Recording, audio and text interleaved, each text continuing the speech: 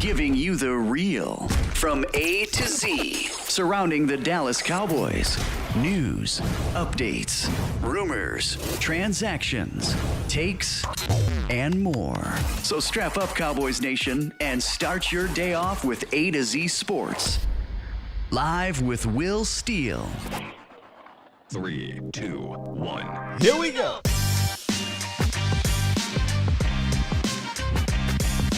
I see Cowboys fans are confused right now because I'm starting pretty early. That's right. I'm starting early today, y'all.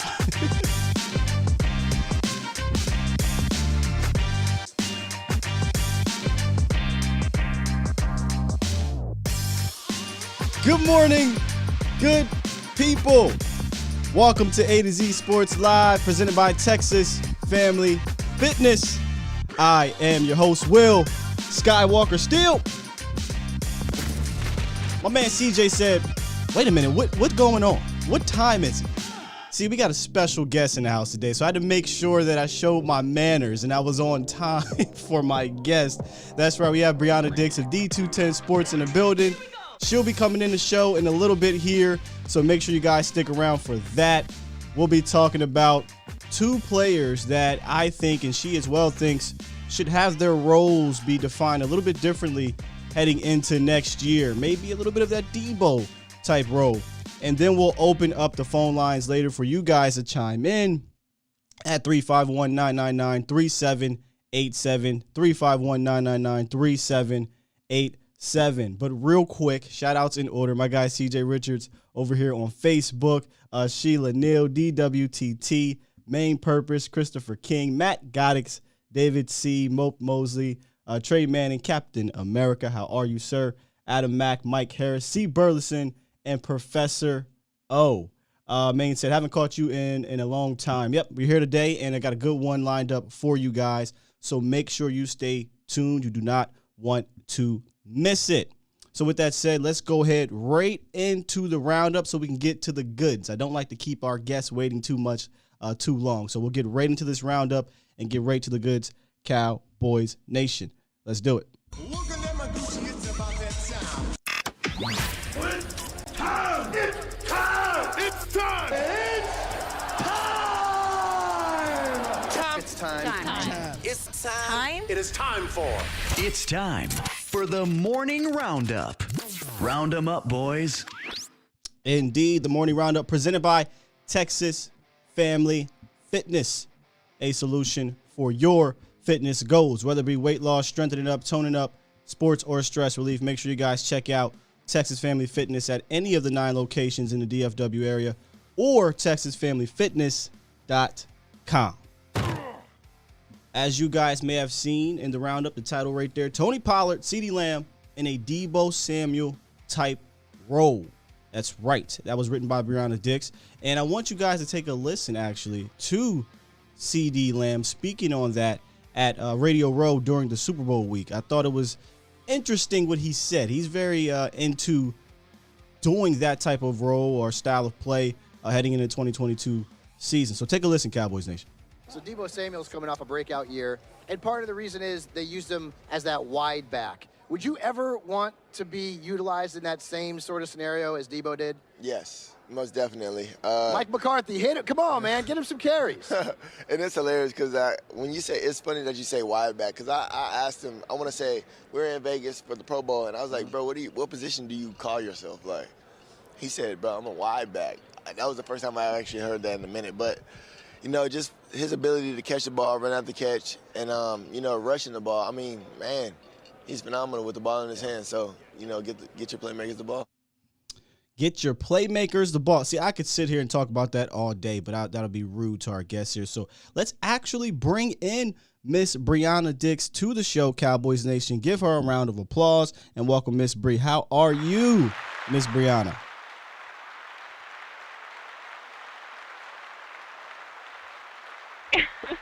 You just getting your coffee?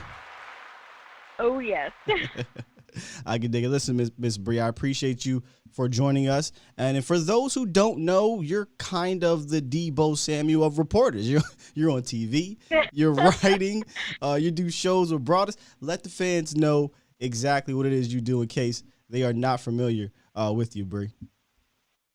Yes, so I cover the Cowboys for D210 Sports, and you can find all of my articles and videos on D210.tv under the Cowboys tab, and follow me on Twitter at DixBrianna, and then on Instagram, Brianna Dix. That's right, So, ladies and gentlemen. Yes.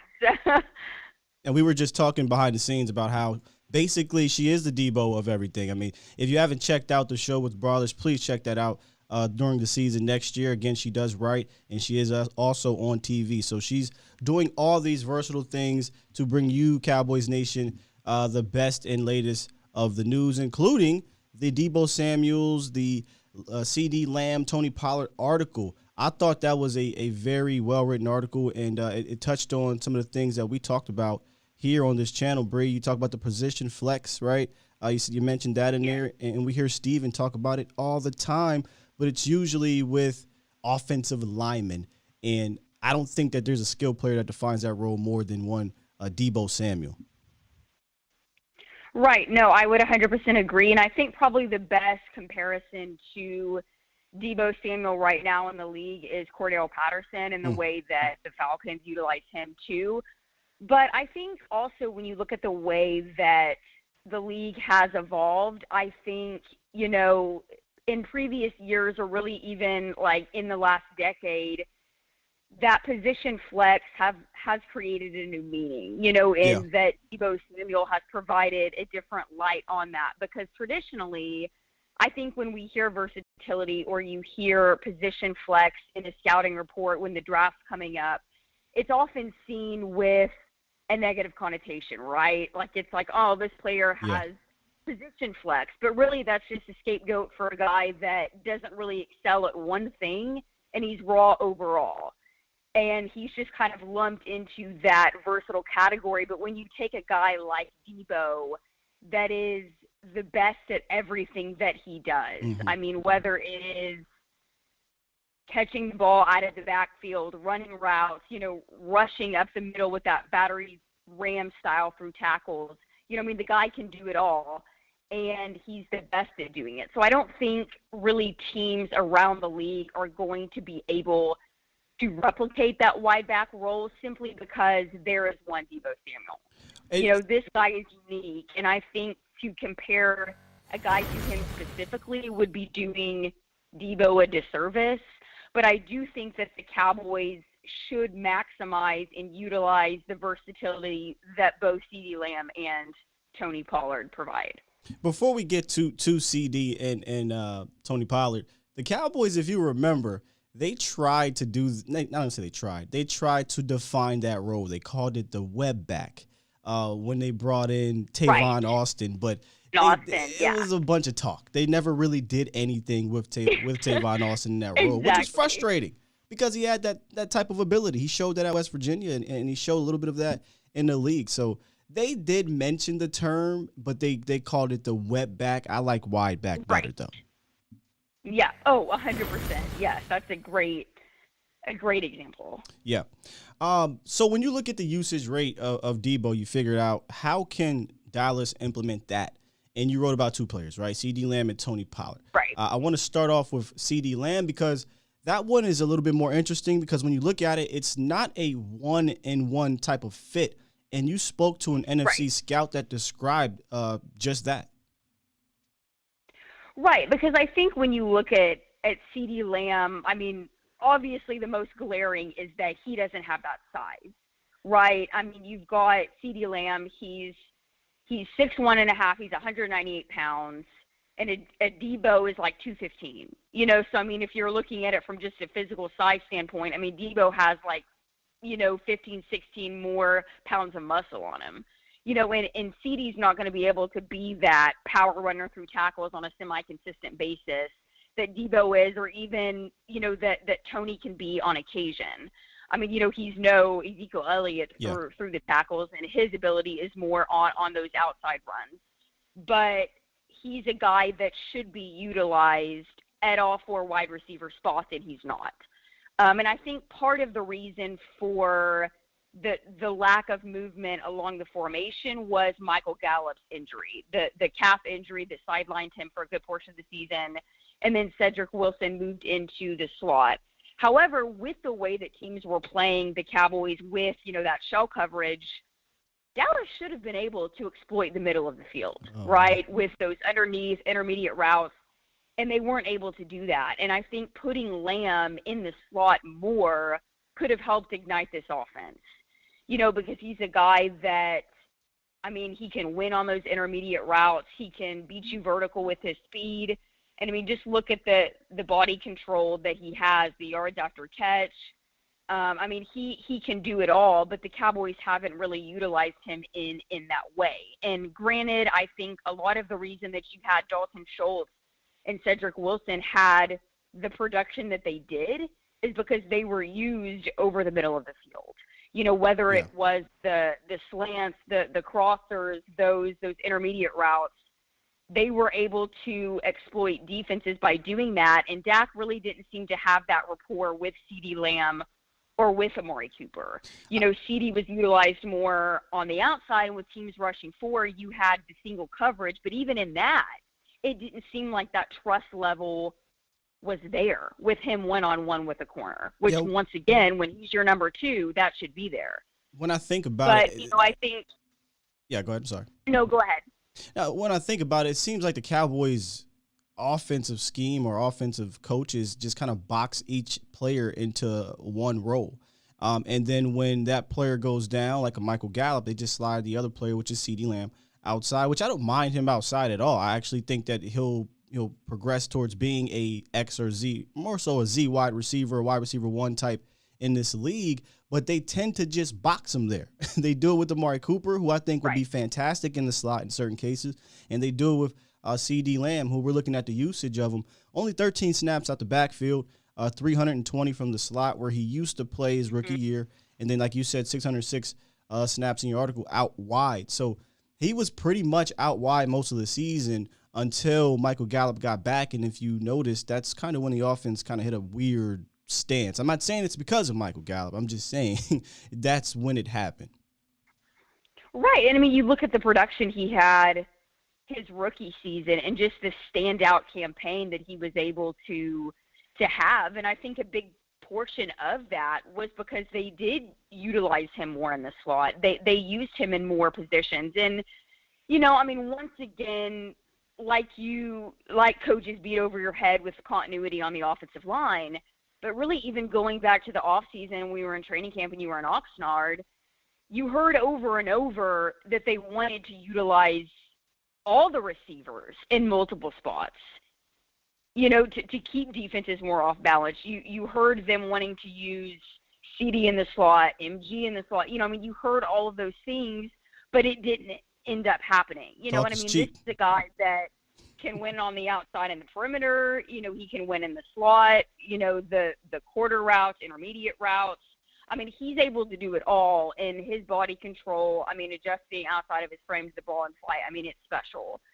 Yeah, and he's not, like you said, the Debo type with the way his body is built, but he's a Debo type in how they make people miss. Debo just does it in a more physical way, but CeeDee Lamb was heralded coming into the league as a guy who was a yak machine and a playmaker after the catch, but you just didn't see that often, I don't think, this year because they didn't get him the ball quick enough.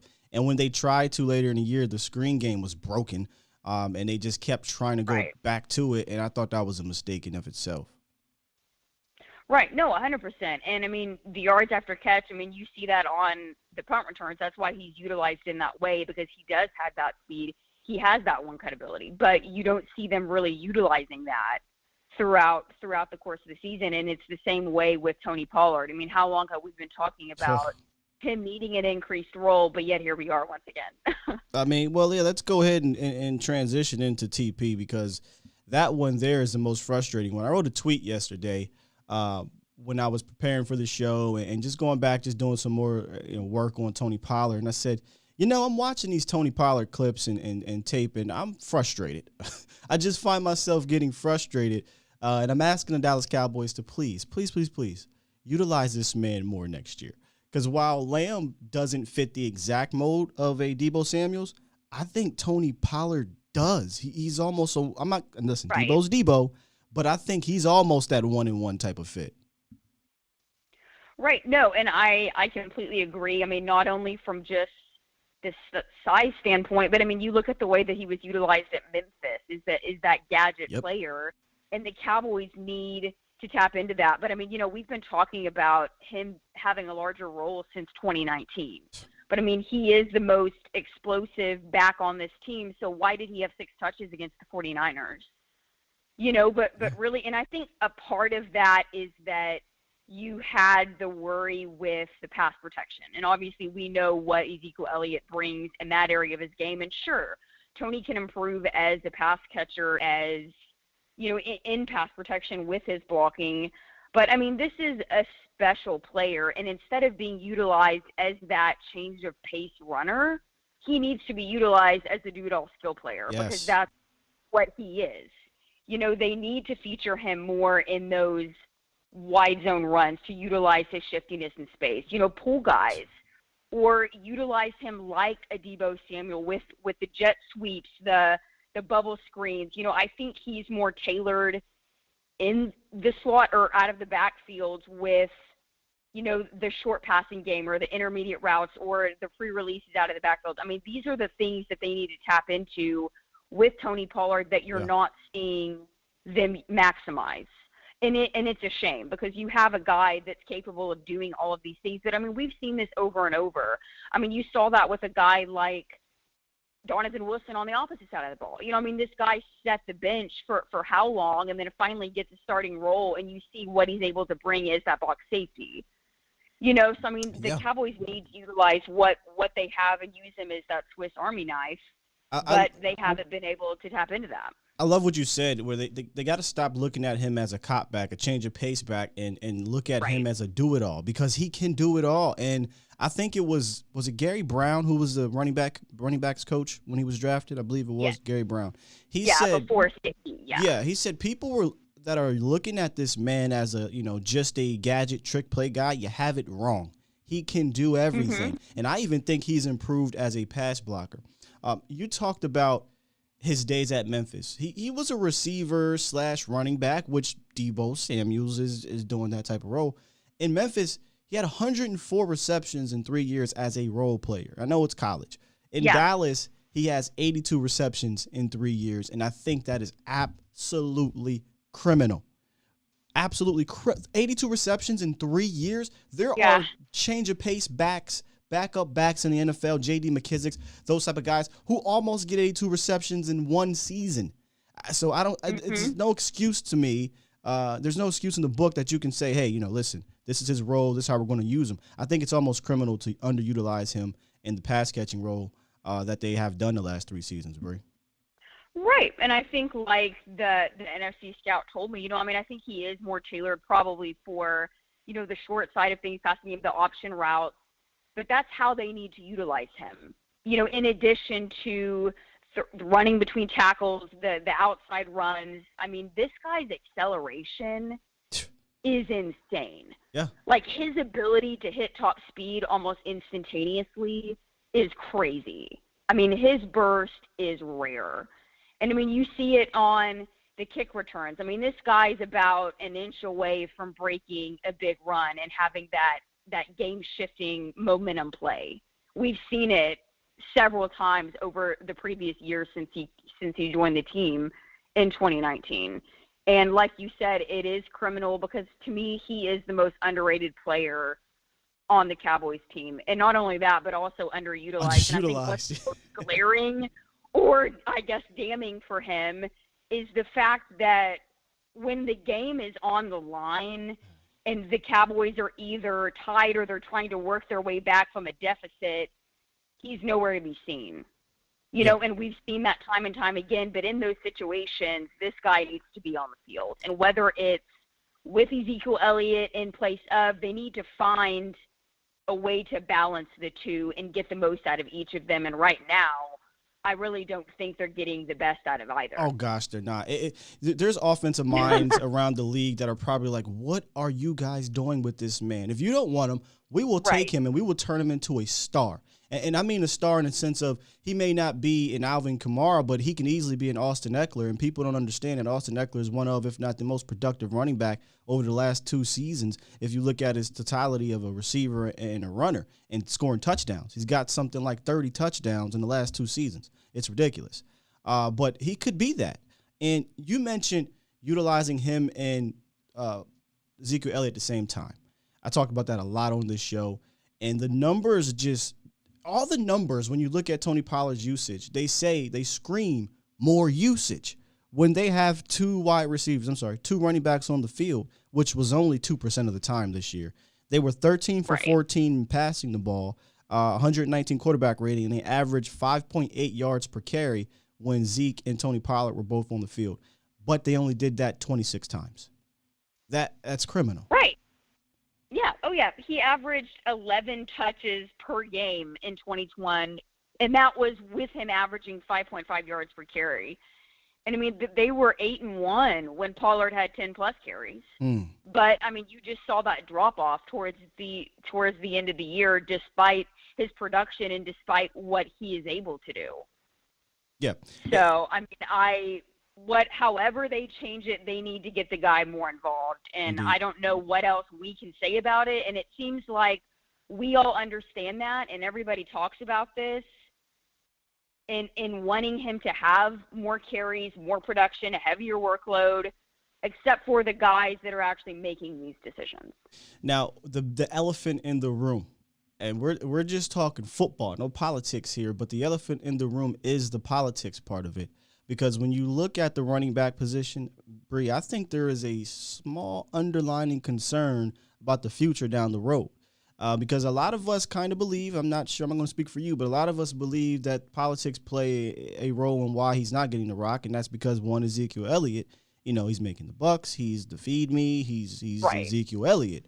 But Tony Pollard's coming up on his last year of his contract, and Ezekiel Elliott is getting up there in carries. In fact, he's up there already in carries. And I think you could argue he's a legitimate injury concern moving forward. Are we kind of sweeping the running back position under the rug when it really could be an area of concern moving forward?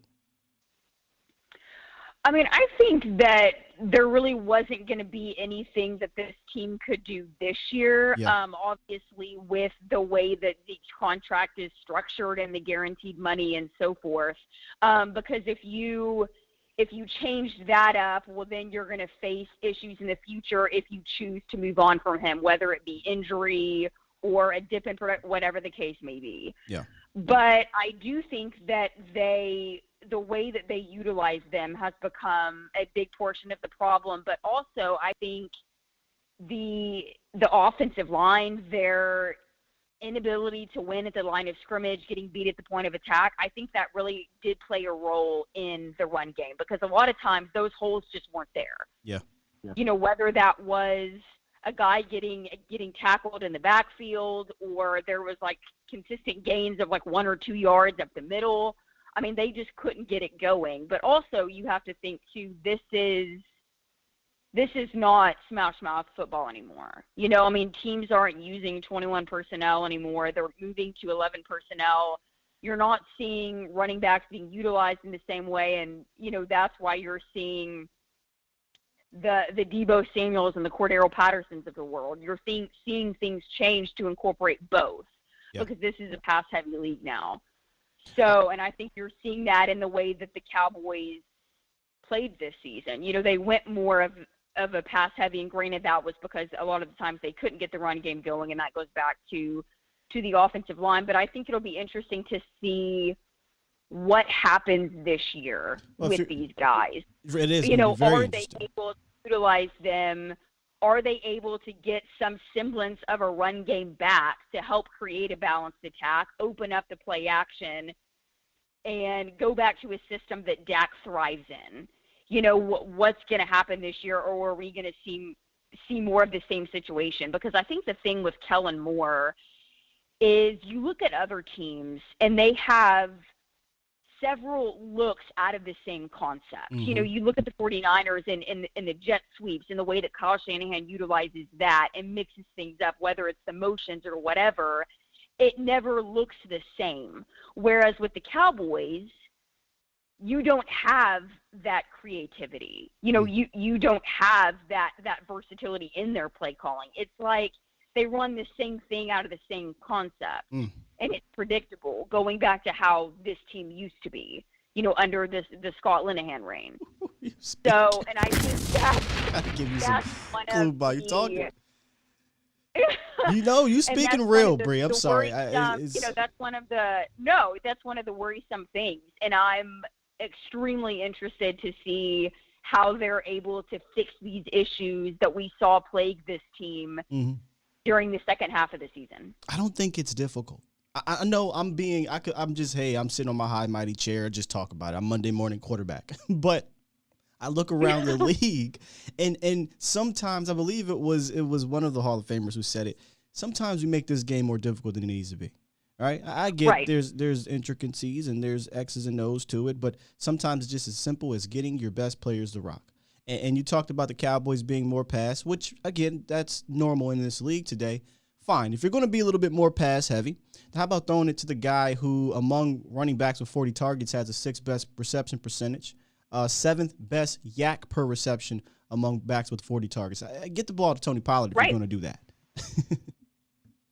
Right. Okay. Like if you're gonna go more pass heavy, all right. Well, then throw CeeDee Lamb in the slot. Throw Tony Pollard in the slot.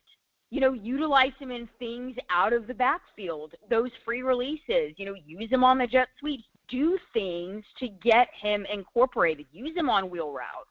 But you're not seeing that. Right. And it's a shame because you think of what another team could do with him. Another team. I mean, just look at what going to the Falcons did for Cordell Patterson and the way that Arthur Smith has utilized him. You know, I mean, it's a game changer. Oh, my goodness. So I think they need to take a step back and look at this during the offseason and assess and be able to maximize these guys because, I mean, this offense was the reason for this team's demise. There is no question. I mean, going into the year, the defense was what we all had questions on and what had repeatedly kept this team out of contention, right? Yeah. But now that's gone, and your defense was the strength of this team with the way that Dan Quinn transformed this team and was able to elevate Micah in this scheme. And he maximized players, and he changed his scheme around to adapt to what offenses are doing in this league and the way that it's evolving. But Cowboys, the offense, they weren't able to do that. Nope. I mean, defenses were playing this team the exact same way, week after week after week with that Broncos blueprint. And you weren't able to get out of it, and they paralyzed the Cowboys with it, and that shouldn't have been the case. And you wonder, Bree, if the Dan Quinn situation with him changing this defense around, showing that adaptability, if that just tickled Jerry Jones to the point where that it did, apparently. I think it did all of us, though, for being honest. It did. That's true. That's true. But we don't make the decisions. You know, very true. Yeah, we can just sit back and enjoy Dan Quinn. We don't have to push any narratives, as McCarthy says. Yeah. But you know, Jerry Jones went down to Mobile, Alabama, and he had some things to say. He was Jerry being Jerry. And usually you don't hear this kind of talk about Jerry Jones, or I'm sorry, about head coaches on teams with their assistant coaches and things like that. But he opened up. He talked about how Quinn could potentially be a Cowboys head coach, how that's part of the reason why he kept Dan Quinn decided to come back and things like that. And that sparked controversy immediately, which prompted McCarthy to go on Rich Eisen's show and kind of defend himself a little bit. He had to defend himself. What do you think about that whole situation? It's very unusual. It is very unusual. And I think it's exactly what Mike McCarthy said. I mean, just the landscape of the Cowboys is so different than any other team in the NFL. I mean, this is the sports franchise that's worth the most, the brand. Everybody knows that star. And so with that comes added responsibility and you're held to a different standard. I mean, even just from a media standpoint, in coverage of the Cowboys, no other team has this coverage. Super Bowl teams don't have this kind of coverage. No. And narratives coming out since the season ended, because you're not really having a whole lot of coaching changes or rush at this point. So everything goes back to Mike McCarthy and this coaching staff, because despite being 12-5, the way this season ended, the undisciplined play against the 49ers, being one and done again, and then you had Sean Payton, parting ways with the Saints, which that opened up a whole nother narrative. But I think what was interesting to me was the conversation that he said that he had with Dan Quinn, even prior to him taking these head coaching interviews. And Dan told him, I'm not comfortable with this narrative. If you want me to take one of these head coaching jobs, I will. And Mike McCarthy said, they laughed about it. And he said, well, Dan, 10 to 12 years ago, I would have told you to get the hell out. And I don't want to deal with this.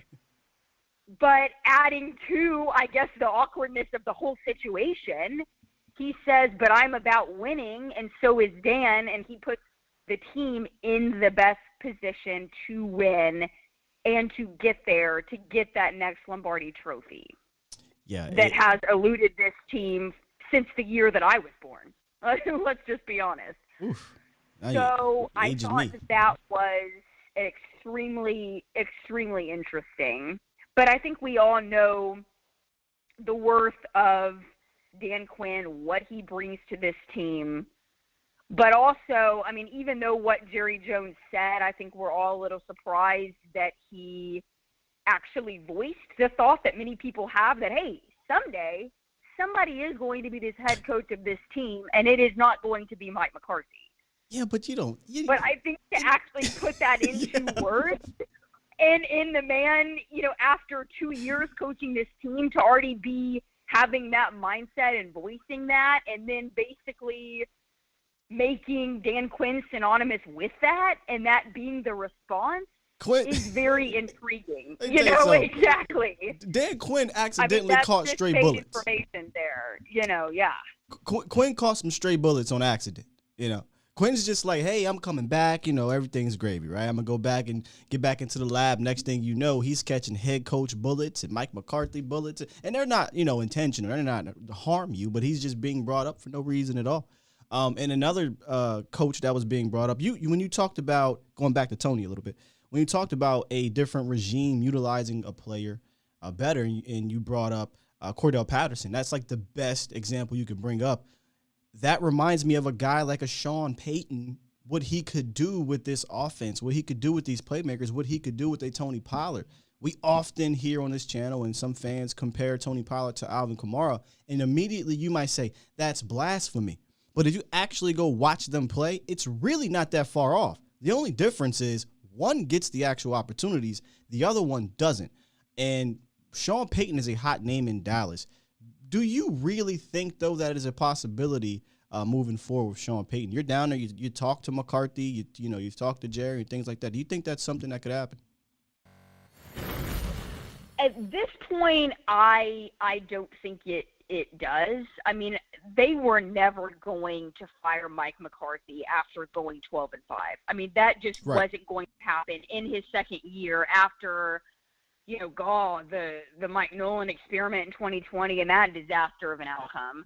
But that just wasn't going to happen. Now, Sean Payton, his relationship with Jerry Jones, that past history, I mean, that did bring up the obvious narrative. And I always laugh, and it reminds me of, the Earl Thomas situation. Yes. I mean, it's like the moment the guy's name comes up, or it was all talked about so many times, leaving the Seahawks, well, immediately, the office memes with, the everybody stay calm brings up, and I think it's the same with Sean Payton. I mean, the moment that, parting ways with the Saints, everybody loses their minds just because of those past relationship. But I do think it is what Mike McCarthy said. He's talked many times with Jerry Jones. His position was never was never up for question. He was going to be the head coach of this team in 2022, and I 100% believe that. Yeah, this year. That it was never in question, and even Stephen Jones had come out long before Jerry Jones's comments where he didn't really give a glowing endorsement for the coaching staff, which, of course, Jerry Jones, after the fact, said that was because he didn't want to push teams toward Quinn and that it was a competitive situation when they were trying to retain him. But anyways, you know, I mean, that was never going to be the case. And sure, I mean, this team has a lot to work through. They were unprepared, undisciplined. I think you're seeing some of those culture issues like players blaming the refs, the officiating, all of that was just an absolute mess. And that goes back to coaching. Absolutely, it does. But these are things that they are going to have to work through. But I think at this point, the Sean Payton was just an outside narrative. Now, the interesting thing is going to be at the end of this season, what happens. Because you know that throughout the course of this season, many things that happen or what he does or however they do is going to be compared to Sean Payton. Yep. But Bree, that's well, if he was here, what would this outcome have been? You know, it's going to be like the Sean Payton effect. But that's why your ownership, your general manager, whoever is out there talking above your head coach for different teams, it's different people, needs to shut that down immediately. Because this is what happens when you don't, right? This is what happens when you put that type of energy out there. And it's going to follow Mike McCarthy in the regular season like you talked about, because this team, this organization, this franchise is different. He talked about the landscape being different. He could disappear in Green Bay, right? He could do his after-game press conference and no one cares after the first 24 hours. Not the case here in Dallas. So the minute, he has his time management issues, which he's going to have, all coaches do, they're going to bring up Sean Payton. The minute they lose a close game, they're going to bring up Sean Payton.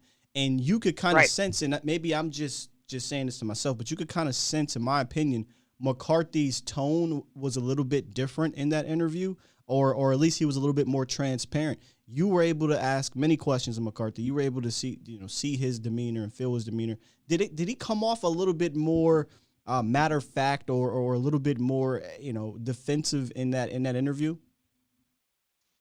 I think so. I would say that's 100% accurate.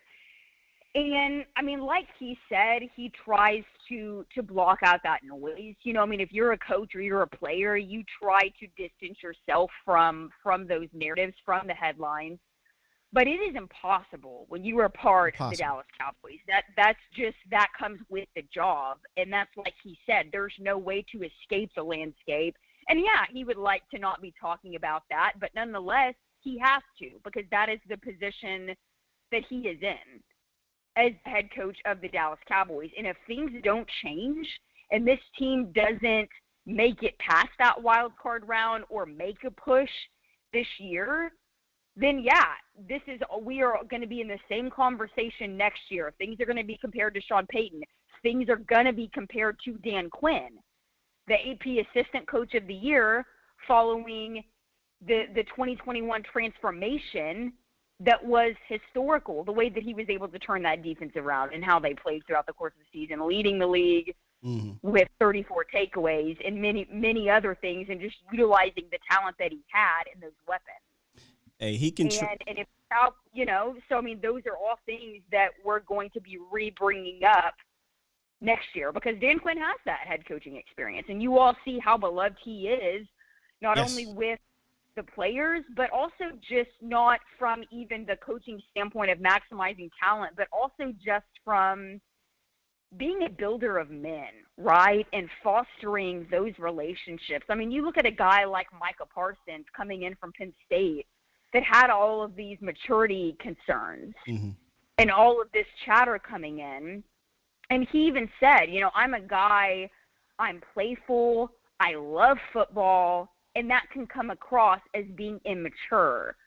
But the way that Dan Quinn and George Edwards were able to keep him focused in the detail-oriented approach they took with him week after week, having weekly one-on-ones, phone calls every day, talking to this guy, him going through the pass rush and stunt packages every week at both linebacker and D end. I mean, this was a heavy, heavy workload for a rookie. Yeah. But he never seemed out of place, you know? And that goes back to coaching. But from an overall standpoint, the Cowboys haven't been able to do that. They didn't do that on offense. And you don't get the sense that this team has that winning culture. No, you know, absolutely and I think not. that goes back to Mike McCarthy saying before, I mean, he retracted the statements, but in the season closing press conference, you know, saying that the team looked nervous before playing the 49ers in the wild card round. Okay, why is this team nervous? The team should never be nervous. And if they're nervous, get them out of it. If this team is nervous, that goes back to coaching, because if your coaches are putting players in position to win and have success, there should be no nervousness. You should know that when you step on that gridiron, you are going to smash the opponent in the mouth and you're going to go away with a victory. Yeah. That is what you should be thinking, you know? And the fact that even CeeDee Lamb in those comments during the Super Bowl week festivities, when asked about the Deebo Samuel type role, and he says, get your playmakers the ball. A player should never have to say that. Mm-mm. You know, they should already be utilized and maximized to their full potential, and they haven't been. And those players know it. Absolutely. I think it was Joe Burrow who said something like, you know, we were confident coming into this game because of our preparation. And a lot of fans after the game, when they heard him mention nervousness in his press conference, and a lot of people said, hey, they're probably nervous because they're not confident in their preparation. And I think you saw that immediately. The game plan looked very stale early on, and that probably set, you know, from the top to bottom of that team, it probably set through, and you saw it. You saw players dropping balls. You saw blocks not being picked up, sacks, reads being missed. It was just ugly game. And again, I could deal with the loss if it was just a loss, but it was how they lost that I think left a sour taste in everybody's mouths. And now here we are debating Sean Payton, Dan Quinn, Mike McCarthy, when you didn't change anything as a general manager. Your entire staff is coming back, and we're talking about potential different coaches, head coaches on the team, including assistants. That is concerning. No, it is. And I think you're starting to sense that in his voice because, I mean, he knows that. You know, I mean, despite whatever things Jerry Jones tried to say to him or they had in that conversation and the encouragement that he tried to give him in the back of his mind, like he knows that. You're as a head coach in the NFL, you are constantly on the hot seat. Indeed. You know, and especially under the pressure that a head coach of the Dallas Cowboys has on this national landscape. Yeah, if you don't get far in the playoffs, or you're not going to get past that wild card round, or you're not going to get to the Super Bowl, I mean, that's what this team is striving for, and that's what this team could have accomplished this past season. They had the team to do it. They had the talent. That's not the question. We all know they did. And that's why it's so disappointing and why many of these players and the coaching staff is saying that this is going to hurt for a long time and this bitter taste is going to last for months because of the abrupt end of how this season ended. Yep. And that, God, design quarterback draw, they can't get I mean, it was just a mess. But, you know, I mean, I almost have to laugh at it at this point because to me, that play and really just that whole last series was just a microcosm of this season. True. You know, just in the way that things have gone, or even just the penalties in that game. I mean, we've seen that over the course of the season, but it's even like Jerry Jones said in his comments on 105.3 that a lot of these issues that you were seeing pop up weren't addressed during the season. And I think some of these things were just kind of pushed on the back burner. Like, oh, we'll figure this out when the off season comes, and we'll make these changes, we'll make these fixes. And that was a lot of the frustration that Jerry Jones has, which we've never heard him that frustrated. How many years did he give Jason Garrett a glowing review when they went 8-8? And then you have him just going off on air. And I think that was one of the main things that seemed to really push his buttons. Yeah. Was that. but instead of actually fixing them in season and trying to turn things around with the officiating, with the penalties, with the issues on the offense, the lack of creativity, you didn't have changes. Yeah, Jerry's and that, pissed. to me, is probably the most frustrating thing. Jerry, we always joke on this channel that JG was basically Jerry Jones' stepson. So he even spoke glowingly of JG on his way out. He never really fired him. He just allowed his contract to roll over and sent him on his merry way, and they're probably still best of buds. But with Mike, he came on there heated. He said, I don't know what I'm going to do with any of these coaches, et cetera, et cetera. Then, the next week he did his impromptu interview. You know what? It was a plan. All this was designed. I was tricking people so we can get the Dan Quinn. And it's just so weird, man. It's just so weird. You're right. No, always say. What? I don't think this all correlates. This doesn't make sense. It has nothing to do with tricking anybody. So I always say these coaches and these players always have to overcome the top, and I thought this year they could do it. But like you said, that last drive basically was a microcosm of the season. It started off good, right? You had those big plays to get you down in the distance and with a shot, and then a head scratcher of a finish. Pretty much how this season went.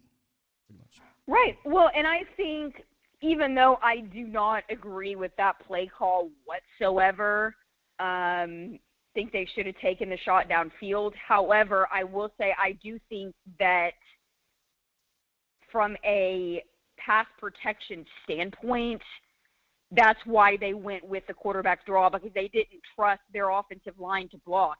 Dak could have taken a sack, any number of things. And so I think that's why they had to go with that play call, and they made that decision because they thought our offensive line can't do the job. And it's like Zach Martin said after it, we got smashed in the mouth today. We know it. We've got to be better. That's sad. So I think that needs to be – it is sad, but that needs to be the priority. They need to fix that offensive line, and you need to bolster that unit, because you can't be making decisions based off how poor of performance your offensive line is doing out there. Like, that's not acceptable. The scare ball is over. You shouldn't be – exactly. You shouldn't be holding back things or having to adjust your game plan because your offensive line can't block. At that point, you're only blocking 3 people. So you need to be, in my opinion, if we're talking about that play, I would have just sent Dalton Schultz screaming across the middle, catch it 10 yards, get down, go up and spike it. That way it's a normal spike drill. I've never seen a quarterback draw spike drill with 14 seconds. You don't see that. So I think you probably had people I know they knew the play, but it's not a normal thing that you do routinely, right? So that play call to me was a bad play call, compounded with bad execution, and then you had the referee situation. So it all was just a bad situation. But that's not even the drive, really. The worst drive was the one prior, where they had plenty of time on the clock to go get one. Got the big play to Dalton Schultz, and then the rest of your plays were odd. I would have targeted at that point exactly what the Rams did, exactly what you saw the Bengals do in certain situations. All right, we got this shot. We got a big play, first down. We're on their side. We're going to CeeDee Lamb, or we're going to Amari Cooper or Tony Pollard. That's it. Through hook or crook, I don't care how it gets done, they're getting the rock on these plays. Instead, sack, and then 2 incompletes, drop ball to CD, and then a Hail Mary attempt to Cedric Wilson and ball game, essentially. Right. Well, I mean, just really the play calling of that entire game was odd. Yeah.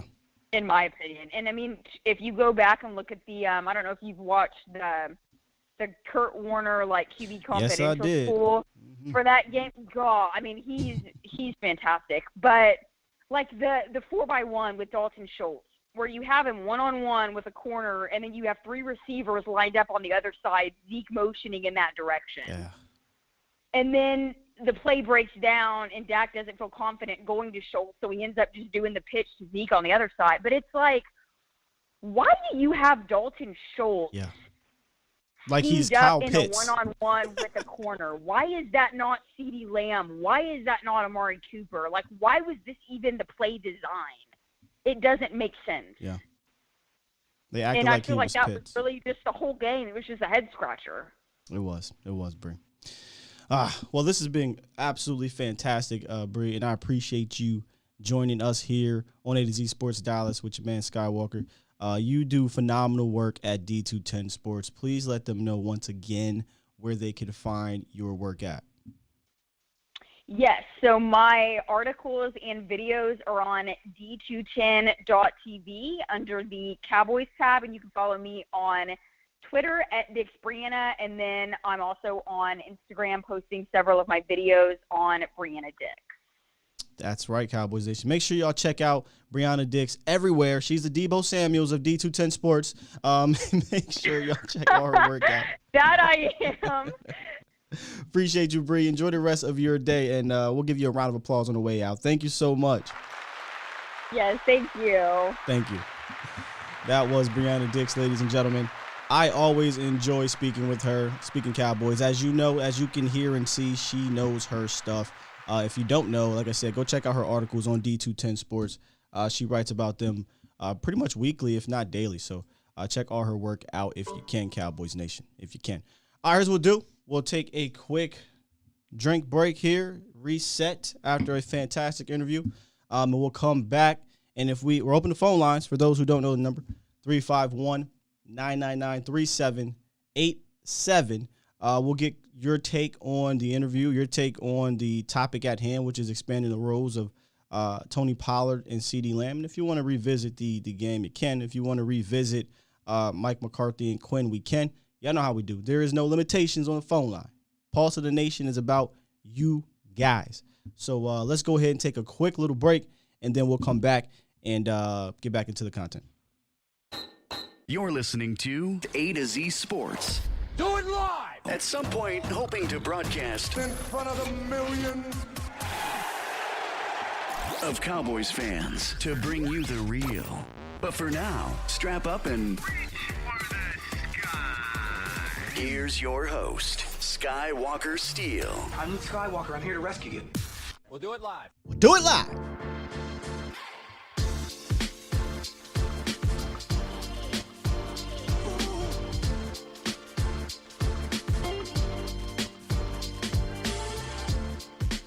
Welcome back, Cowboys Nation, to A to Z Sports Live, presented by Texas Family Fitness. Appreciate you, Peter Rizzo. He says shared. Yes, share this content. Share this content. Please hit that like button. Subscribe if you haven't. Really great show this morning. Some people don't like when we get on the more real side, because the real side of Dallas Cowboys can be a bit negative, and they're like, I'm out. Can't deal with it. That's cool. I understand. Some days you need more positivity in your life. Some days the real can be, it can get you. It can hit a soft spot there. So I ain't mad at you, man. But what we're going to do here, as always, is keep it 100, is keep it real. And I expect that from our guest. And that's what Bree did. She was fantastic, man. Absolutely fantastic. I will likely clip out that interview later and post it on our socials, probably here, probably on Instagram as well, and the website, a2zsportsdallas.com. So check that out. CJ says, Sky, she's a Cowboys fan, dream wife, looks good and knows her Cowboys. She definitely knows her Cowboys. And listen, I converted my lady into a Cowboys fan. I would hate to get in a relationship and have to deal with the Eagles stuff. And mine was Pittsburgh, but she's converted. And if you can do that, Cowboys Nation, you've won. You've won. B. Bird said the truth hurts. Indeed, the truth does. Just got to deal with it. You just got to, if you can come to terms with what this organization is, I think you can deal with it a little bit better. You can still be passionate, but you can still find a way to move forward and try to get back on that horse. I know it's hard, but as a fan, that's all you can really do. I mean, you could give up on the team. That's obvious, right? But that's something that I won't do. Something I won't do. All right, let's hop into the phone lines. We got some callers on the horn waiting. 908, you are live. Morning, Scott. Good morning. I'm a new caller. I'm Jesse from West Jersey. What's up, Jesse? Thank you for joining the show, man. Yeah, I wanted to talk about Amari Cooper and the draft. And I watch your shows every day on the replay. Thank you. Usually I don't catch the streams, but I hear you consistently talk about you want to keep Amari Cooper. Yes. And I do too. But I think So I don't think that Kellen Moore knows how to use him right, and I don't think Kellen Moore is going anywhere. So if we can move Amari Cooper for the right price in a trade, I think we should absolutely do it. And I'm thinking a team like Kansas City at the end of the first round might give up that pick to get Amari Cooper because of their aggressiveness in the past. Do you think that'd be a real possibility?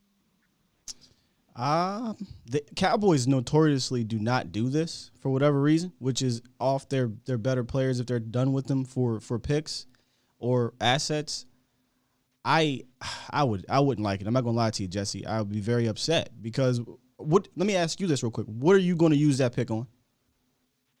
Defense. I want to go, unless we can get Linderbaum, I want to go all in on the defense because Kellen Moore had every asset last year, and he could still not get it done in the playoffs. Sure. So I want to go all in on Dan Quinn and Micah Parsons. You talk about it all the time. We need to build around Micah Parsons like you build around a quarterback. So get guys like a Jordan Davis who can open it up for Micah by blocking the offensive linemen. You get a guy like Nakobe Dean who we can run with. Daxton Hill to play free safety. Just defenders at the end of the first round is what I want, and continue that throughout the top 100. See, I think you can get a real good defender at 24. Now, they could go the opposite direction. They could go offensive line, right? They could get a guard or that center, which will help too.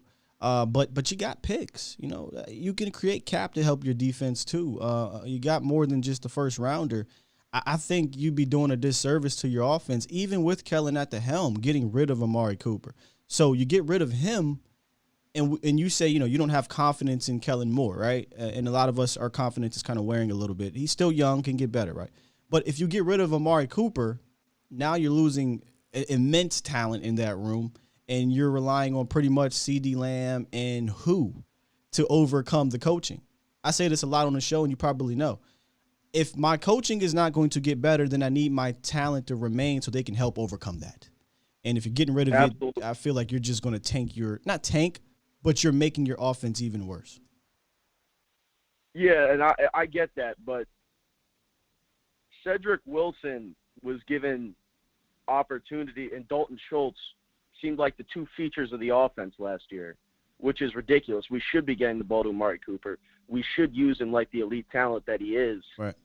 But I just haven't seen that happening. It seems like that slot and that tight end are what the scheme is. Well, it's not really what the scheme is. It's what the defense has dictated to you. They dictated to you and your quarterback. They took they would trick your quarterback into getting off that read quickly and coming down to your Dalton Schultz and your Cedric Wilson, because this is very much still I talk this a lot. This kind of nerd football here. But Air Coryell type of offense where the read is deep first and then you come back. And that's just the way it goes. And if Dak didn't feel comfortable on that first read, which is usually deep, or unless it's a comeback route, right? They do a lot of those button hooks. Then it's going to come to the Schultz or Ced. I wouldn't say Ced was the feature of the offense. I think Ced just kind of was a byproduct of the take whatever the defense gives you type of thing. Exactly, yeah. But, hey, bro, great call, man. Appreciate you calling in, Jesse. If you're ever able to catch the show live, call in again. All right, thanks. No problem, brother. Appreciate you. Let's get Reek on the horn in 240. What's up, Reek? Hey, what's going on, Sky? Cowboy Nation, like, share, subscribe. Definitely hit that like button 2 times if you could. Yeah. But I'm just saying, yo, man, I'm like this with it, man. Last caller, there was an outright call, but I don't agree with you talking about trading on Amari Cooper, bro. Yeah, no, I wouldn't do that. We need to stop blaming our players all the time. We got to start blaming the people that's calling these plays and put a little bit more pressure on Dak to throw the ball even when he think he don't see nothing. Sometimes you got to put it out there for your receivers to make a play on the ball, bro. Like, come on, we got talented wide receivers, man. And then at the same time, too, I need CeeDee Lamb to be quiet. I need him to go out there and do his damn job. Quit trying to be seen so damn much because you in Dallas. Wait. Reek, hold on, Reek. Hold on. I actually like CeeDee Lamb speaking up at Radio Row. I like that. I don't. You know why I don't? Why not? Because CeeDee Lamb will drop some crucial ass passes throughout the season. When if he'd have caught the damn pass, we'd have won the damn game. So I don't need this dude running his mouth. I need this dude to get on the field and snatch the ball. Be a true number 88. We would have beat them 49ers if CeeDee Lamb would caught that 3-yard pass. Is that what you just told me? That ain't the only pass. Oh, okay. That ain't the only pass. Remember the first game, Tampa Bay game? No. I'm talking about Tampa Bay game. He had a great Tampa. Listen, time out. You're getting in your emotions, and I get it. CeeDee Lamb ain't the reason why the Cowboys lost against the 49ers. I get CeeDee Lamb had some drops, but CeeDee Lamb. I know that. All right, okay. But who can you really count on in the current situation? CeeDee Lamb or Amara Cooper? I'm putting my trust in Cooper. I'm going to either. You know what I'm saying? I'm going to any of them. That's the point. Go to them. I don't know about all that, bro. I'm going to any of them. They both ballers. I just need CD to be CD. You know what I'm saying? Catch your rock, bro. When it's called on, when your number called, catch the ball, man. All right, that's it. Yeah, listen, I understand a little bit. Y'all killing me. Hey, man. Y'all killing me. Just like you just said, you're going to say stop blaming the players. You're going to say stop blaming the players. And then you sitting here telling me we would have won the playoff games if he would have Because I can I respect that Amari Cooper said I'm not getting the ball a lot. And everybody can see that Amari Cooper's not getting the ball. You know what I'm saying? Neither did CeeDee Lamb in that playoff game. And when he did catch a 40-yard pass, it got called back. Listen, I don't want to argue with you about CD because I'm with you. He got to catch the ball a little bit better. But we're talking about the playoff game. CeeDee Lamb didn't get involved as much as he should have been involved, in my opinion. He's still a baller. Like, let's not act like he have 1,100 yards. No, 90. He's not a bum. No, not a bum. I never called CD a bum. I just wanted him to catch the ball more. That's it. Okay. When it's on, you catch it, bro. Quit dropping it and putting your head down and shaking your head. Cut that bullshit out, man. That's all I'm saying, man. He caught like 80 passes for 1,100 yards, 6 touchdowns. Why? He did catch it. He can do better. He can do better. I feel like he can do better. That's my opinion. I'm just poking at you. But my thing is like this too.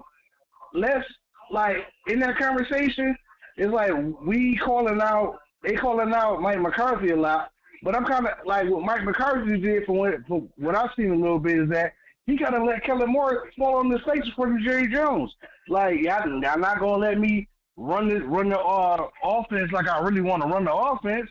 Oh, you got your boy Wonder here? Well, let him run it. I'm just going to sit here with a clipboard on the side with my piece of paper just look crazy in the face all day. You know what I'm saying? Because he really, I don't see where that he could pull this dude to the side and say, yo, man, we got to run the ball. Yo, man, get the ball to my best player. What is you doing? You know what I'm saying? I kind of really believe that Jerry Jones got him by the balls. I mean, he can't put his foot down to do certain things, but he's getting all the goddamn blame when we lose. You know what I'm saying? But other people getting all the credit when they win. You see what I'm saying? So yeah, we know Jerry Jones. We know his cojones is snip. We talk about that a lot. He's unsullied, and that's the root problem. Yeah, but Jerry Jones want to try to play our coach in the public like Mike McCarthy ain't used to come in here with Green Bay and just mollywop us. You know what I'm saying? Like, come on, man, stop playing games, Jerry, man. Let that man do his job. Back off to see what it can be.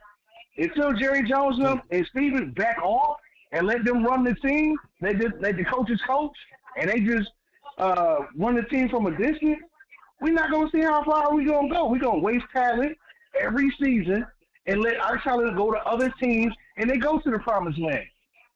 And then talk junk about us. You see what I'm saying? Like, come on, man. But that's all I got to say, Big Dog. I'll holler at you later. Cowboy Nation, stay up. Peace. All right, my man. Appreciate you. You got a super chat I didn't get to. Super chat. Michael Gibson, $5 donation. Appreciate you. It says, just supporting you, my brother, as always. We need change at the top. We need change, and that is up to the players and coaches. We know Jerry is about popularity and marketing. We need change, and that is up to the players and coaches. Okay, so you're kind of, in a way, kind of talking about what I say. We know Jerry and Steven, that's there, so I unfairly put this on you, coaches and players, to overcome that, essentially. So, yeah, I mean, that's just the landscape, as Mike McCarthy states here. That's just the landscape. 240. You are live. What's up, 240? Yeah. 240. You on? Yeah, good morning. Good morning, Scott. Good morning, brother. How are you? Been a minute since I called in. And who do I have the pleasure Hey, of speaking with?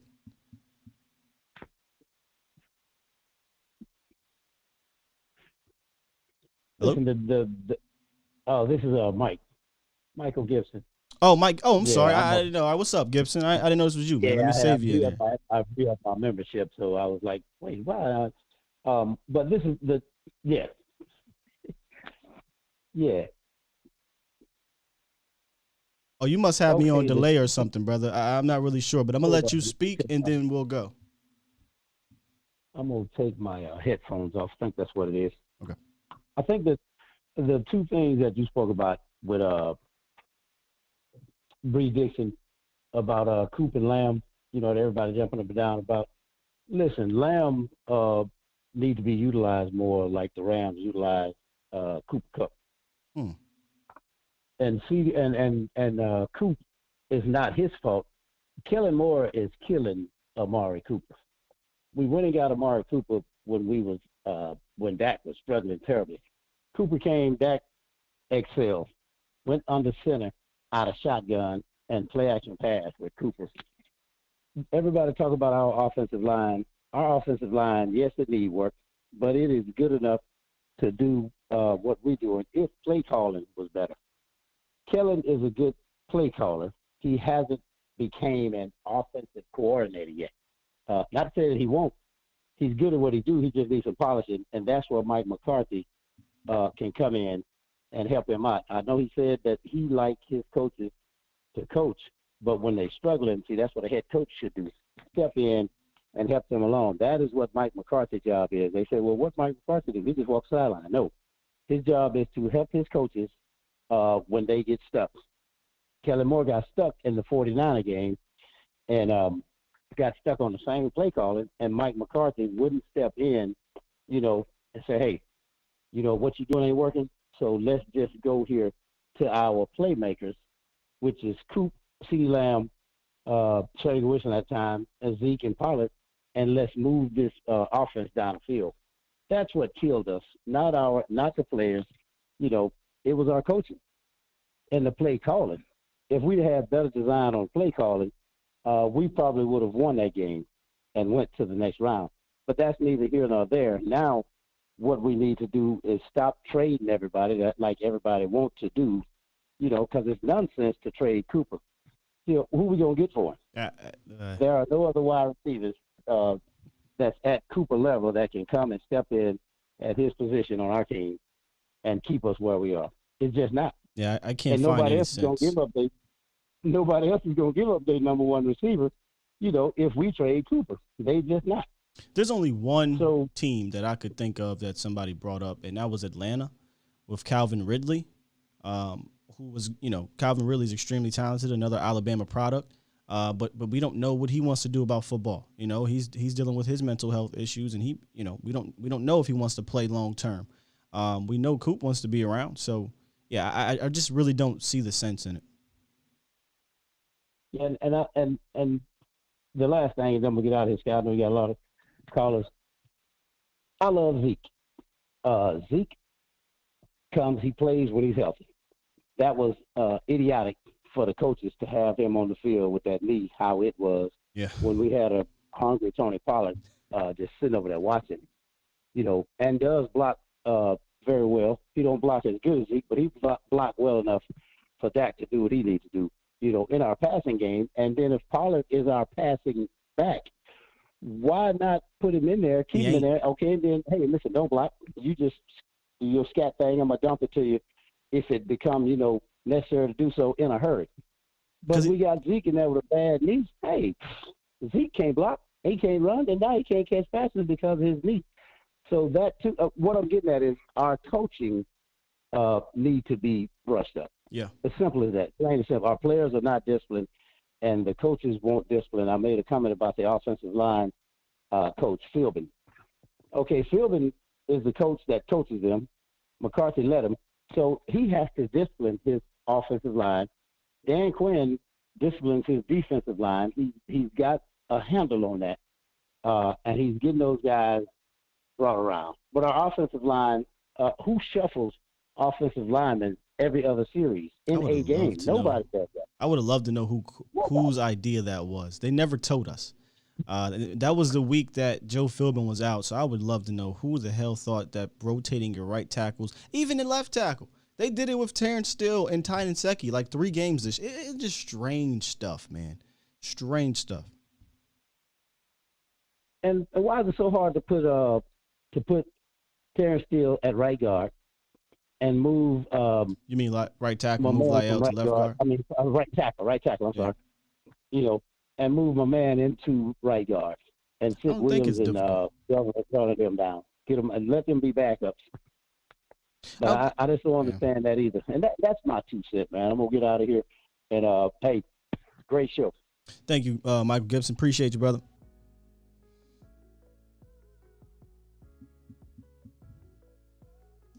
Yeah, I don't think that one's difficult, but I have been tussling with that with the draft coming up, because I always talked about if you're going to make that decision, you got to do it, I think, early in the offseason so that Lyle can prepare for that role. But what if they go Kenyon Green? What if they go Zion Johnson, right? What if they Kennard? What if they go guard in round 1? In that case, then you don't prepare Lyle for that role. You essentially say, all right, brother, it's you versus Terrence Steele. The loser is our backup. That's the way I would go about it if they decide to go the draft route with left guard in round 1, because I think Green and Zion are plug and play right now. I don't need to do anything else. And Zion has that ability. Not Zion. Green has that ability. Texas A&M guard tackle to do multiple things. So if they do that, then I think you're starting to think about, okay, what do I do with Tyron Smith moving forward? Is still my guy moving forward? Is Josh Ball my guy moving forward? If Lyle loses out to Terrence Steele, is he going to be a problem? Do I got to trade him? So there's some domino effects to it, but they have to figure that out. I think they have to have a plan, and then they have to have contingencies. I got my guy Deshaun in the building. What's up, brother? What up, Scott? What's going on, bro? Well, I'm gonna say this. So the other guy we was talking about, we should have used CeeDee Lamb for like as Cooper Kupp. I kind of disagree with that. Here's the only thought I disagree with that. I'd use Cooper like Cooper Kupp. Yeah, but like you could have used like Lamb in like how to use Deebo Samuel, not as heavy as Deebo Samuel, but at least get the hand in this ball and see what happens. Now the first I wanted to use as Cooper Kupp is Amara Cooper. Right. I feel like everybody keeps forgetting that Amari Cooper is probably one of the best route runners like in the NFL. And so you have this guy who can run any route and do anything, and you decide to make you limit to him. You limit to what Amari can do. And so I feel like the Cowboys they get in their own way. They try to do too much instead of making the game simple. When you have, like, let's say, when you have an offensive line that's that beat up, then get the ball out quicker. Don't try to put your players in a situation where it's like you can't get the ball off. That's what kind of happened with I guess the Bengals. The Bengals in the last play, they had Jamar Chase wide open. The one problem they did was they left Aaron Donald one-on-one, and he couldn't get the ball off in time. He needed maybe 1-2 seconds, and they win the game. See, people are saying that I hear a lot of times that, well, Joe Burrow was able to go and have this beat-up offensive line and take it to the Super Bowl. Yeah, agreed. They did. But you knew sooner or later that offensive line, they was going to run into a problem, and that problem came in which came in the Super Bowl. So I feel like, me personally, a big issue with me, I want Kenyon Green. I want him real bad because he's versatile. You want who? And with Green. Oh, Kenyon, yeah. Green. Yeah, he's very versatile. He can play a tackle, he can play guard. So it opens up possibility. I see Cowboys, they utilize versatile players, and we can utilize versatile players. It makes things a lot easier. Yeah, we'll go back to that Amari Cooper.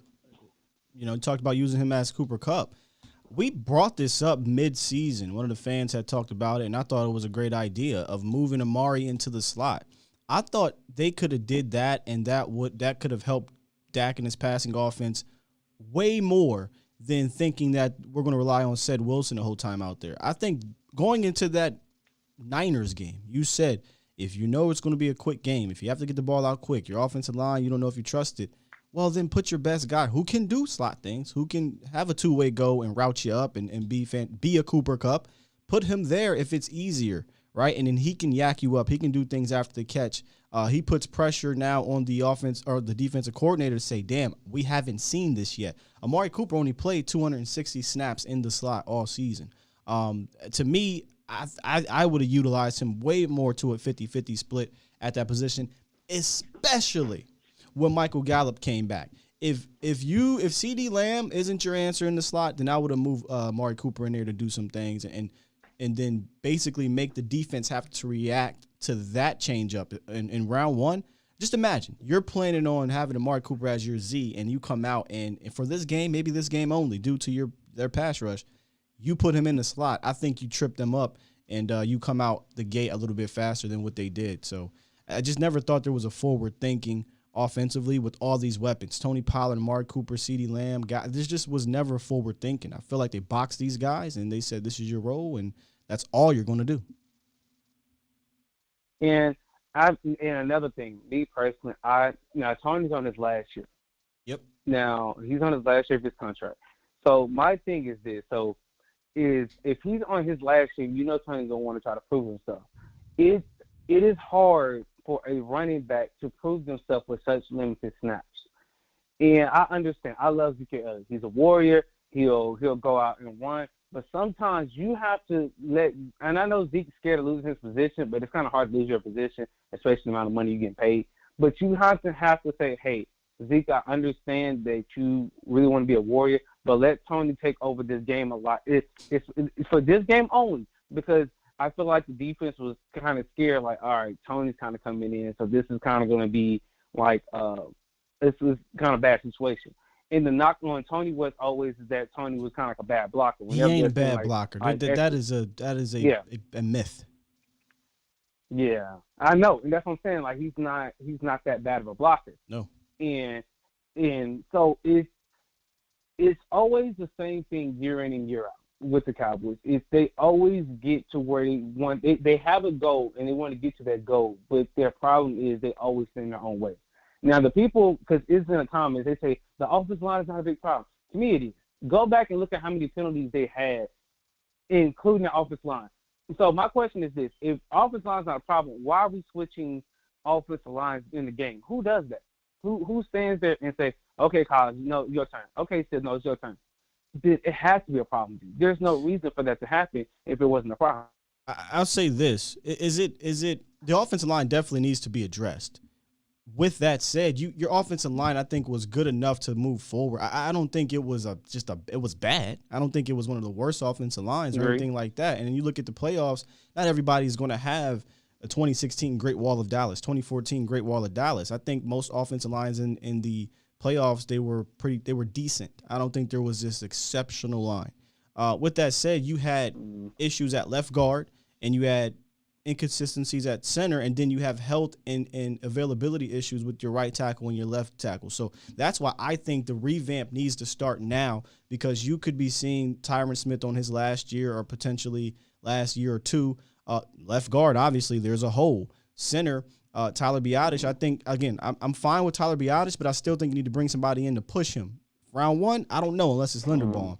But after that, yes, you need to see if maybe a Matt Forniak can push him, or a veteran free agent, or if you do want to bring in Linderbaum, then that's a wrap for Tyler Biadasz. But I do think you need to start the revamp, because you're seeing age with Tyron Smith get you.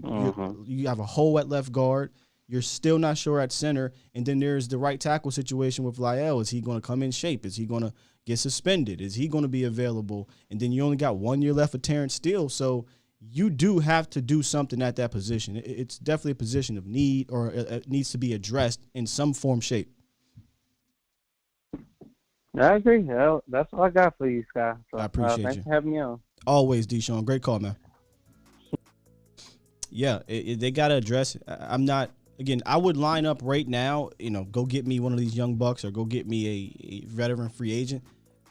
Tyron Smith, fill that left guard spot, Biotis, Zach, and Terrence or Lyle, or Tyron Smith, Lyle, center, Zach, and Terrence, and get me a swing and be cool. Like week 1s through probably 5, 6, 7. But do I trust Tyron Smith to remain healthy? I don't. Do I trust Lyle Collins to remain healthy? I don't know that I do. He gets hurt, and who knows about his suspensions. Are you going to re-sign Terrence moving forward? If Terrence Steele is in your future, they need to get in front of this, because if he plays a lot of snaps for the 3rd consecutive year, you're not getting him back. He's not going to fit under Cap Boys criteria. He's going to be gone. He's going to get paid. He's going to be Jeremy Parnell. So I would actually jump the gun on that one. It doesn't have to be crazy. Terrence is an undrafted guy. I'm not sure if he has a restricted free agent tag on him. That's something I got to take a look at. But if he doesn't, then I'm looking for a small extension, maybe 2 years, to keep him for the cheap. And that's something I was going to bring up with Brianna, but I never got a chance to in regards to Tony Pollard. I do think there is an underlying concern at the running back position. We hinted at that a little bit here on this channel. Zeke is Zeke. I think Zeke is going to get banged up. It is what it is. He may play through those injuries. He may not, but he's definitely, the game has taken a toll on his body. I don't think he's going to be prime Ezekiel Elliott for 16 games. So he's going to be banged up. You got Tony Pollard, who is on the last year of his deal. Do you attempt to re-sign him? Do you attempt to do the Cole Beasley, the Orlando Scandrick, the Barry Church? These are the signings that the Cowboys in the past have got out in front of before their contracts ended. I'm trying to remember if they've done that of late, the last 2 or 3 years, with these role players. Y'all can help me out, but I can't remember that much. They used to do that a lot, and it paid off. It paid off. Now they're kind of letting these contracts just run out, hence the 2018 draft class, hence the 2019 draft class. 2017, kind of the 2017 draft class. I mean, Xavier wasn't getting an extension, J. Lou didn't get an extension. Cheeto didn't get an extension. I think, who was our first round pick in 2017? Am I tripping? Taco. Well, he's not going to get no extension. So they haven't really done that in quite some time. So I wonder if they say, Tony Pollard, let's get out in front of this in 2-year extension, or TP says, man, screw you. I'll take my 120 touches and I'll turn them into the most I can, and then we'll go out here and try to get a bag. But I think it'd be smart for Dallas to get in front of a TP and Terrence Steele. That way you have in-house solutions rolling into 2023. You don't go into 2023 saying, listen, we fitting to cut Zeke, because that's the year to get rid of him. We're going to cut Zeke. TP's contract's up. We don't have a solution at running back. So now you're going into the draft with a immediate need. Same thing with the tackle position. You got Terrence still in the contract right now. If you don't extend him and Tyron's done, you're not liking what you saw from Lyle Collins. Now you're at a desperate need at tackle, because now all 3 of those guys are likely gone and you have nobody in house. At least you'd have Terrence Steele. So I know we're looking into the future, but when we're talking about team building, these are the things that you have to look at. So if I'm Dallas, I at least go to the table and say, TP, do you mind a small extension? Right? It's a running back, so you don't want to go crazy. Terrence, do you mind this extension? I'd do it. Yeah, 2017 draft class was terrible. I mean, I would say terrible. Taco, Cheeto didn't really live up to it. He wasn't bad. J. Lou was Xavier Woods played above his expectations. You traded Switzer. It just was a very meh draft. And again, we talked about this a few weeks ago. We got to start really looking at, the Cowboys draft great. Slow down. They draft well. Absolutely. They draft phenomenally in the first round. That's for sure.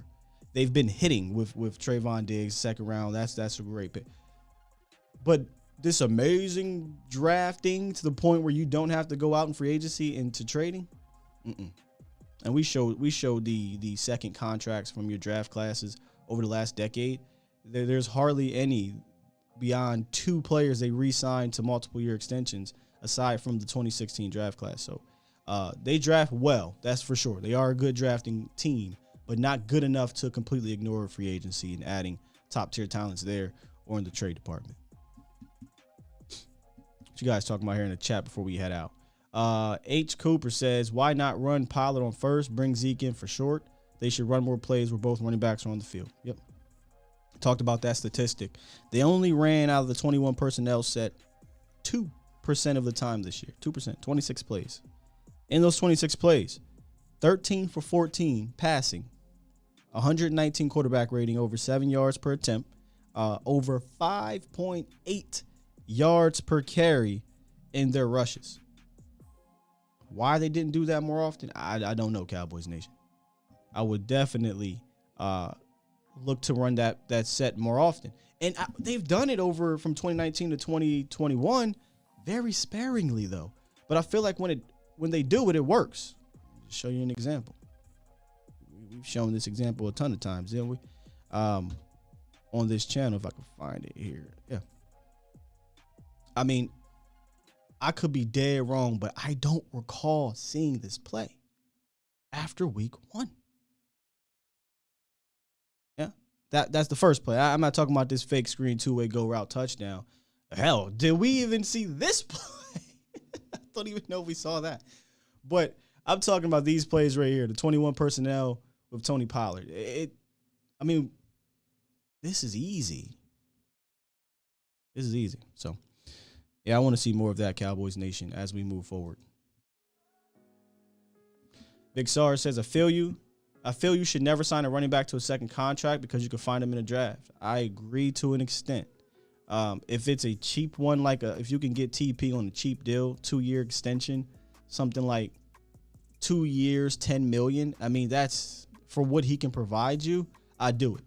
What you shouldn't do is pay above market value for your second contract. You shouldn't. Let's just say it, y'all. You shouldn't pay a running back $90 million. You shouldn't do it. You just shouldn't. Speaking as put my, in my general manager role here. Speaking as a guy that's trying to get paid, Zeke, get your bag.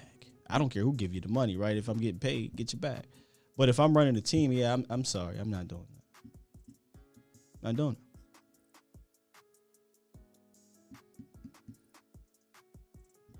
it. Sarge said, that's my point. Coaches make boneheaded decisions and the players get blamed. Real Darrell said, the fake screen we never saw again. Teams were jumping to players.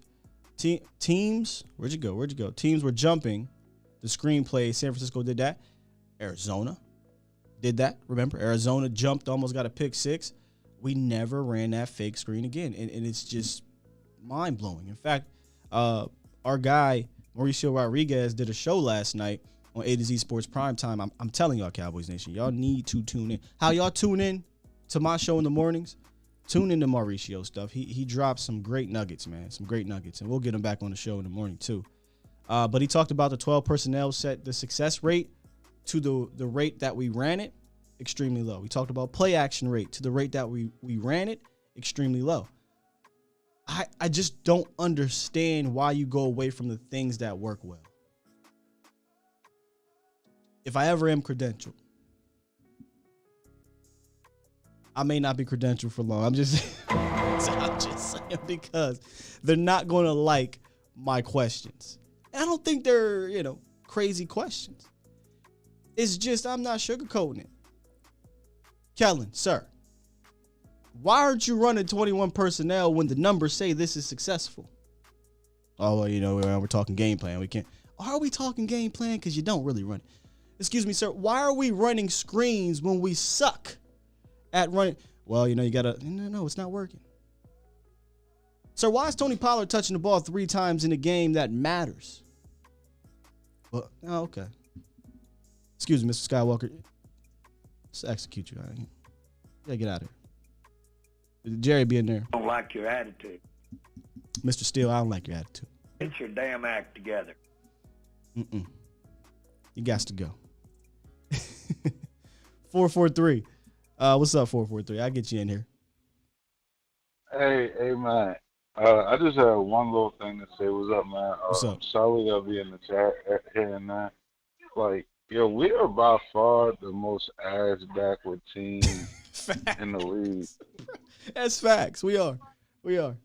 Like, we haven't used Tony Pollard, like, these first 3 years.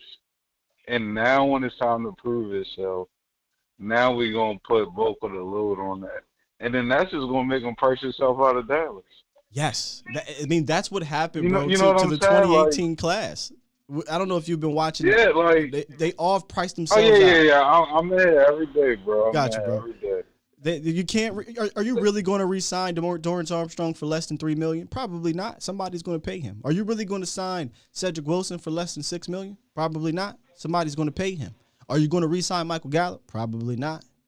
Right? Like, you could have signed these good players early, but you didn't. Like it seems like we always want to I know we didn't make Dalton Schultz like the vocal point of the offense, but we always want to, you know what I'm saying? Just feed them super crazy, like in a contract. Yeah, like I don't get it. I really don't. Let me do this for Dalton, because I don't want Dalton to turn into the villain. Dalton Schultz, again, to me, was a product of his environment. And a good 100%. One. A good product of the environment, right? Like, he was Dak's let out. He was Dak's, they say the QB's best friend could be your tight end. Like, he was essentially his best friend, because that's where sometimes the defense dictated the ball to go to. But I don't think for a second that Dalton Schultz was ever a feature in this offense. So I don't want people to think like, hey, Dalton Schultz was the main. He wasn't the main guy. He just happened to be a product of what was happening. Dalton Schultz is a good tight end. Priced himself out, like you said. They probably chose the wrong tight end. They probably should have extended him and not Blake Jarwin. But they did the opposite, and here we are. But I just wanted I don't want Dalton to turn into the villain. That's all. Yeah, and I know I probably shouldn't have used Dalton, but me, I'm a Blake Jarwin fan also. I hate it when Jason Witten came back. Sure, man. I truly felt you pretty much quit on this and wanted to dip and retire. But then once you seen that we were successful, you was like, man, I might be able to get on board for a ring. Facts. And then that's when you want to bring your monkey ass back. You should have stayed where the fuck you was at. Facts. That's that good old boy club stuff to me. I think we're getting a little bit away from the favoritism now, but it still feels like it's there. There's a little bit to it that a lot of people feel like, well, why did Lyle get back in and things like that? I don't think that was favoritism. I think you had just bad timing. And with Tyron Smith getting hurt, and then Terrence had to go to left tackle, and then when Lyle started getting his feet, I thought he started playing well enough. You couldn't just take him out. So, but nonetheless, I think there was a lot of good old boy favoritism stuff when Jason Garrett was around that kept some players here. Yeah, I don't know. I feel like it's little stuff, but I feel like we definitely moving certain stuff in the right way, like the not so much favoritism and just especially on defense, it's look, if you ball, you gonna play, but if not, you might have to sit your ass down. Yeah. Well, what we need.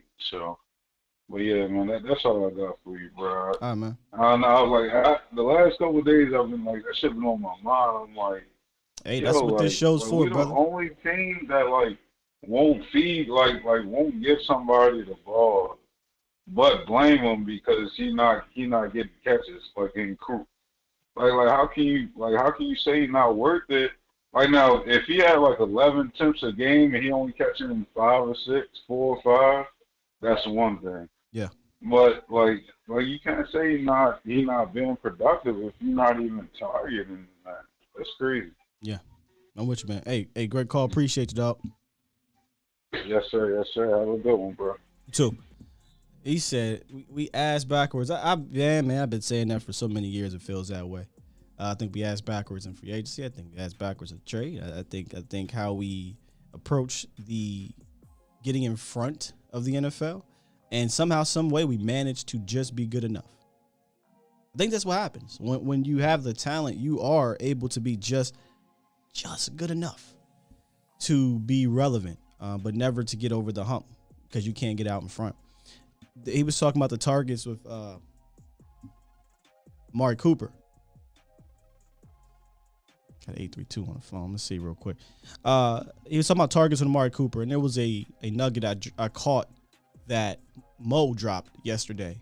I did not know this because I didn't do this type of research, but Amari Cooper had 9 games. Y'all probably heard this if you watched. 9 games with 5 or less targets in 2021.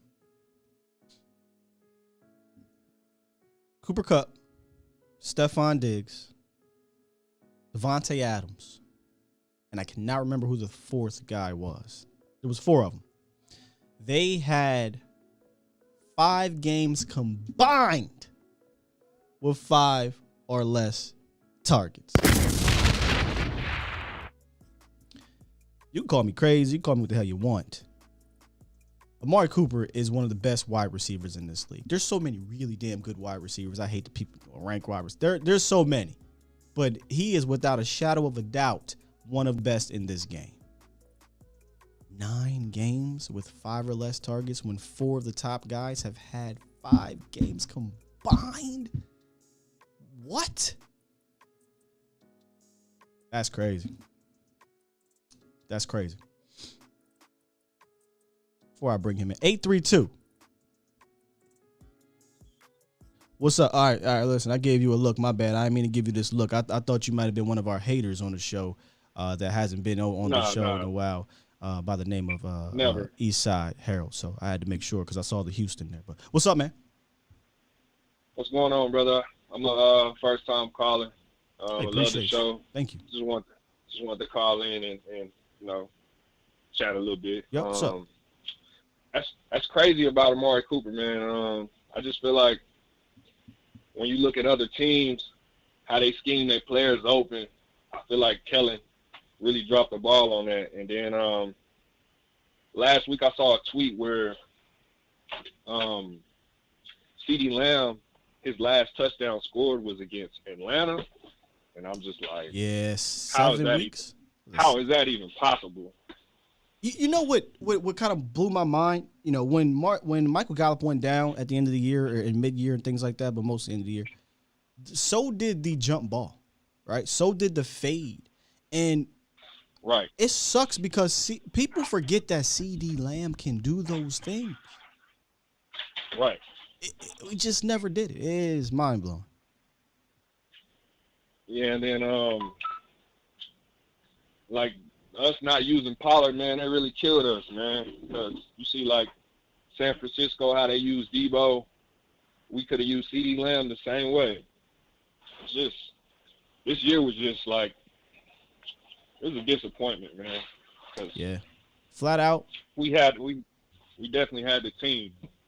Flat out, I would have copied San Francisco. I mean, I say this a lot. Y'all know me on this channel. I would have copied San Francisco's run scheme. Philly, some of their run scheme. Sure. Washington, some of their run. Straight copied it. It's a copycat league anyway.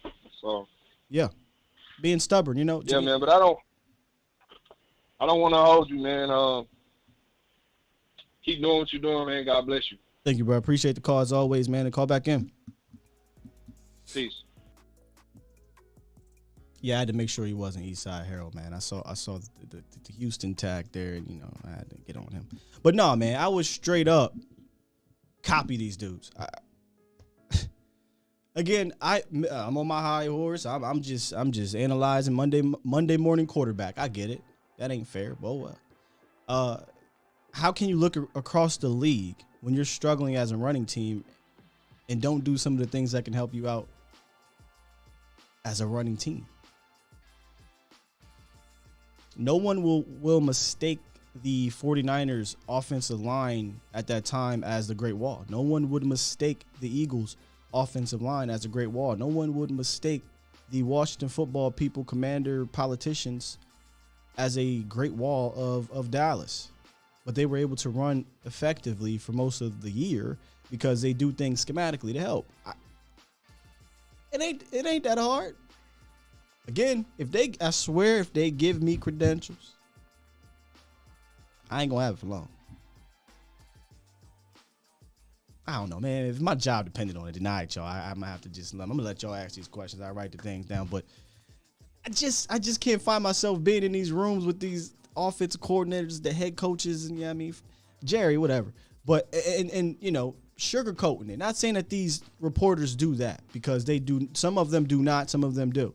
But I'm flat out asking the hard, tough question.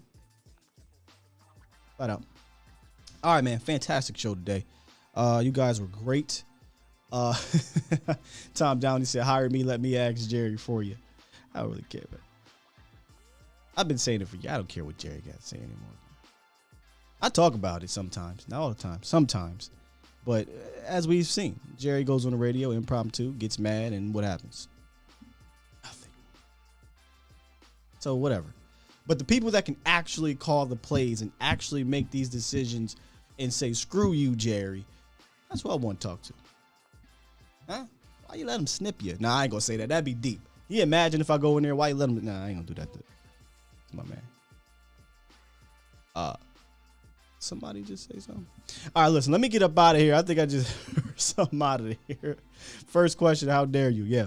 Appreciate you guys joining me this morning. This was a great show. Appreciate Brianna Dix of D210 Sports coming on. If you missed that, run it back. I will definitely clip that out, I think, and probably post it here on YouTube, Facebook, and Instagram if you guys did not catch it. Hashtag run it back, gang. Y'all know how we do. You guys were great. The phone calls were great. Appreciate all the donations. And go ahead, let me go ahead and press this button so we can get going. And y'all can get to your Mondays. Get to your Mondays. We tried to start off this week with some fire. Tomorrow, actually, after the show, I believe we'll have a doctor from the Orthopedic Sports Institute of Medicine joining us, if not live, joining us after to talk about Ezekiel Elliott, Dak, MG, a lot of these injuries. So that'll be a good one to check out. So make sure y'all here tomorrow morning, 8:15-ish. We out of here. Love you. Peace. Salute to the Mod Gods, Professor O, and my guy Stevie Mack, the Mod God. We out of here.